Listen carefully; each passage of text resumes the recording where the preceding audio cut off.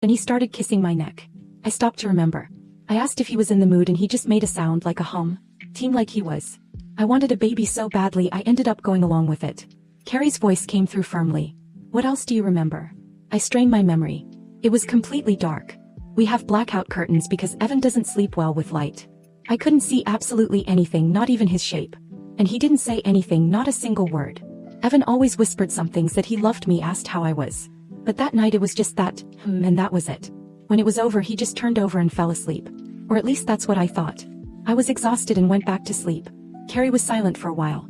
And when I opened my eyes she was staring at me with an expression that made me dizzy. When she spoke again her voice seemed soft, as if she didn't want to break something too fragile.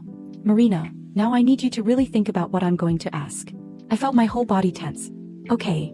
She reached across the table and took mine, her fingers cold. That night, the darkness, the silence, the way he didn't say anything. Just that sound.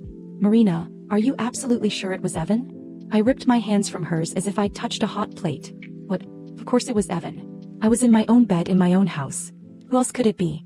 But even as I spoke I felt something cold creeping up my back. Carrie didn't take her eyes off me. You said it was all dark, that he didn't say a word.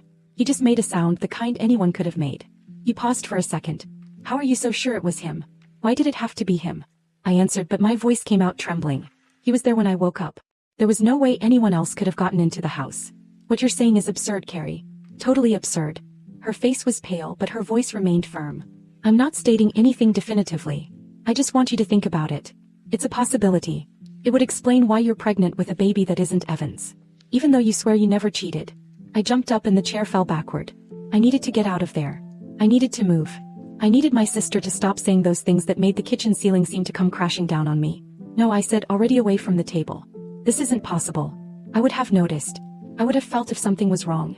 I would have. But would I really? The room was pitch black, nobody said anything. Just that low sound and the hands that didn't touch me the way I knew. Rougher, hurried, careless. I had told myself it was tiredness, that sometimes intimacy didn't need sweetness to be love. But what if it wasn't love? What if it wasn't Evan? My God, I whispered, stumbling until I hit my back against the kitchen counter and holding on to avoid falling. Carrie, for God's sake. She jumped out of her chair, crossed the room and caught me when I felt my legs give way. She hugged me tightly, keeping me upright while my whole body began to tremble. Breathe, she whispered, resting her face against my hair. Just breathe. We still don't know anything. It might just be a hypothesis. Let's think calmly. But calm was impossible. I couldn't think of anything. If Carrie was right, a stranger entered my house while I was sleeping, lay down in my bed, used my body while I believed it was my husband. And I, so desperate for a child, didn't suspect anything because